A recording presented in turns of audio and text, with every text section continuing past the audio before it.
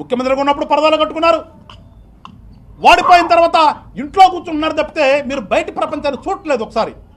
ఒకసారి మీ తలుపు తీసుకుని బయట ప్రపంచంలోకి వచ్చి చూస్తే ప్రభుత్వంలో ఏ రకంగా ప్రజలు హ్యాపీగా ఉన్నారో, ఏ రకంగా పరిపాలన చేస్తున్నామో తెలుస్తుంది తప్పితే మీరు ఇంట్లో కూర్చుని వాళ్ళు రాసిచ్చిన చదవద్దు దయచేసి. గతంలో ఇంతే చేశారు, ఇప్పుడు అంతే చేస్తున్నారు. కానీ ప్రతిపక్ష హోదా కావాలని అడగటం కాదు, కోర్టులకు వెళ్ళటం కాదు. ప్రతిపక్షం అంటే ప్రజల తరపున ప్రజల కోసం అవసరమైతే వచ్చి వాళ్ళ ఇళ్ల దగ్గర కూర్చుని ఆ పొలాలంట తిరిగి రోడ్లంట తిరిగి చూసేటటువంటి దాన్ని ప్రతిపక్ష నాయకుడు అంటారు. అంతేగాని మీరు బెంగళూరు ప్యాలెస్ లేకపోతే తాడేపల్లి ప్యాలెస్లో కూర్చుని ప్రెస్ మీట్ మీకు మీడియా ఉందా పేపర్ ఉందా అని చెప్పి దాంట్లో రాసుకోవటం కాదు. ప్రతిపక్ష నాయకుడికి ఈ లక్షణాలు ఎట్లా ఉండాలో ముందు తెలుసుకుని అప్పుడు ప్రతిపక్షం ఉందా అడగండి. ఇవేమీ లేకుండా వచ్చేసి ఊరికనే ఏదో క్రిటిసైజ్ చేసేసి అట్లా 4 మాటలు మాట్లాడేసేసి ప్రభుత్వం మీద బురద వెళ్దామనే ప్రయత్నం చేస్తే ఆ బురద మళ్ళా తిరిగి మీ మీద పెడతా తప్పితే మాకు ఏమి అంటుకోదు అని చెప్పేసి ఒకసారి తెలుసుకోండి అని చెప్పేసి జగన్మోహన్ రెడ్డిని కోరుతున్నా.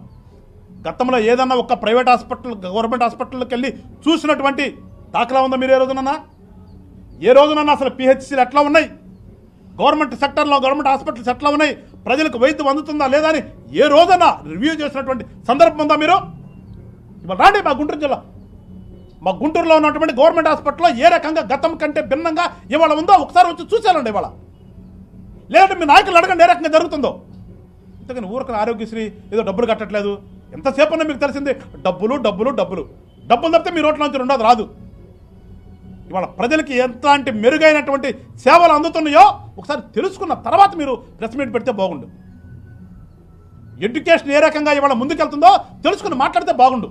నాడు నేడు అని చెప్పేసి ఊరికిన రంగులేసి ఊరికే కాంట్రాక్టర్ కోసం మీ కాంట్రాక్టర్ బతకడం కోసం ఊరికే పైన సున్నాలు రుద్దటం కాదు. ఇవాళ ఏదో ఊరికిన ట్యాబ్లెట్ కాంట్రాక్ట్ కోసం ట్యాబ్లు తీసుకొచ్చావు, ఆ ట్యాబ్లెట్ పని మెల్లదలేదు. ఇవన్నీ మీరు చేసినవన్నీ కూడా మీ యొక్క స్వలాభం కోసం, మీ యొక్క నాయకులు బతకడం కోసం చేసినటువంటి పనులు ఇవాళ పక్కన పెట్టి మేము పిల్లలకి ఏ రకంగా మంచి ఎడ్యుకేషన్ ఇవ్వాలి, తల్లిదండ్రులు ఏ రకంగా సంతోషపడతారు అని మేము ఆలోచన చేస్తున్నాం.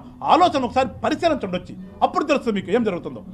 ఇవేమి తెలుసుకోకుండా ఏదో ఇష్టం వచ్చినట్లుగా మాట్లాడదామంటే అది సంస్కారం రాజకీయ నాయకుడికి ఉండవలసినటువంటి లక్షణం కాదని ఒకసారి మీరు తెలుసుకోండి అని చెప్పేసి మీ అందరికి కూడా చెప్తున్నా.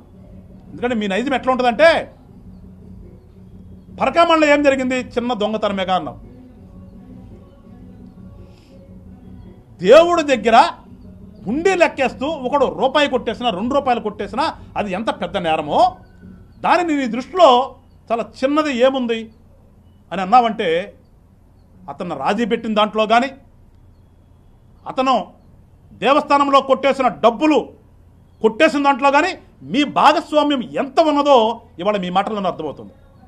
ఒక దొంగను సమర్థిస్తూ మీరు వచ్చి మాట్లాడారంటే అతని మీద ఉన్నటువంటి కేసును కూడా మీ హయాంలోనే లోక్ అదాలత్లో కుదరదాన్ని కూడా రాజీ పెట్టి చేపించారంటే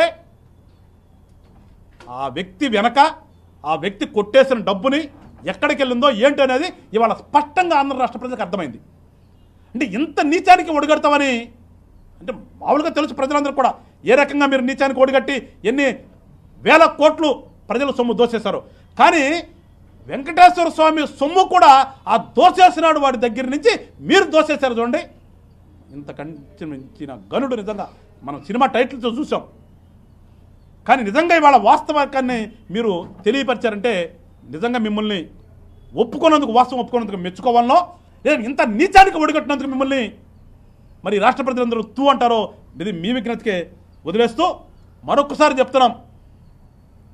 ఇవాళ పవన్ కళ్యాణ్ గారు ఆంధ్ర రాష్ట్రంలో కూటమిని ఏర్పాటు చేసి కూటమి కట్టారంటే రాష్ట్ర అభివృద్ధి కోసం, రాష్ట్ర ప్రజల హితం కోసం, ఒక మంచి పరిపాలన అందించి ప్రజలందరూ సుఖంగా ఉండటం కోసం మేము చేస్తున్నాం చెప్తే మీకులాగా అధికారం దోసుకోవడానికి దాచుకోవడానికి అయితే కాదని చెప్పేసి వైఎస్ఆర్ పార్టీలో ఉన్నటువంటి పెద్దలందరూ కూడా తెలుసుకోవాలని చెప్పేసి ఒకసారి కోరుకుంటూ మరొకసారి పంచాయతీరాజ్ వ్యవస్థలో ఇంత పెద్ద ఎత్తున సంస్కరణలు చేసి ఇంతమంది ఉద్యోగస్తులు ముఖంలో చిరునవ్వులు కురిపించినందుకు